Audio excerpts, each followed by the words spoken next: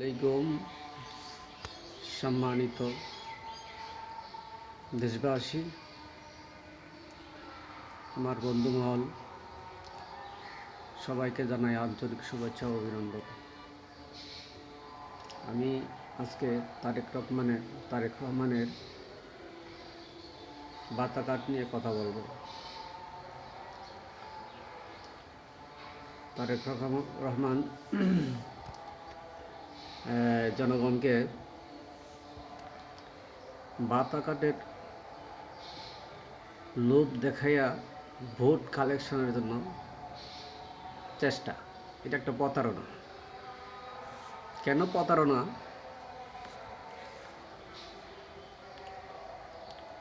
কারণ ওনার মা বাবা সবাই মিলে অনেক দিন আমাদের এই দেশকে শাসন করেছে, কিন্তু তারা কি কোনো বাতা কার্ড দিছে? আর বাতা কার্ড যেটা দিছে বিভিন্ন নামে, বয়স্ক ভাতা, ইমুক ভাতা, তিমুক ভাতা, দেখা গেছে বাতা কার্ড নিয়ে বাটপারি সিটারি হয়েছে। দেখা গেছে একটা বাতা কার্ড পাইতে গিয়া 5,000 টাকা পাইতে গিয়া 3,000 টাকা ঘুষ দেওয়া লাগছে। ঘুরাইয়া তার দলের নেতারা বা সরকারি কর্মকর্তারা এই টাকাটা আত্মসাৎ করছে, এই টাকাটা খাইছে। এভাবে বেকারত্ব তো কমেই নাই, বরঞ্চ বেকারত্ব বেড়েছে।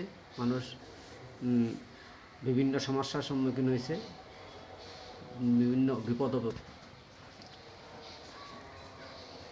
বিভিন্ন বিপদে পড়েছে। তবে আমার মনে হয় ভাতা কার্ড না দিয়া, বেকার কার্ড না দিয়া, যদি বেকারত্ব দূরীকরণের জন্য কোনো প্ল্যান প্রোগ্রাম ঘোষণা করত, তাহলে অবশ্যই এটা প্রশংসার দাবি রাখত। আমাদের দেশে এই যে বয়স্ক ভাতা, মুক্তিযোদ্ধা ভাতা, প্রতিবন্ধী ভাতা, এরকম অনেক ভাতা কার্ড রয়েছে। অথচ এই কার্ডগুলা দিয়ে সেটা ঘুষ বাণিজ্য চলে। এই কার্ডগুলা দিয়া নিজের ব্যক্তি স্বার্থ হাসিলের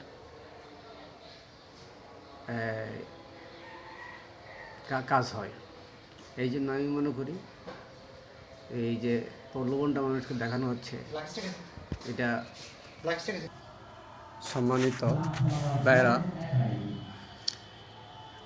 দেখেন, ফেসবুক, ইউটিউব বিভিন্ন জায়গায় ছড়িয়ে পড়ছে কীভাবে মানুষকে প্রতারণা করা হচ্ছে।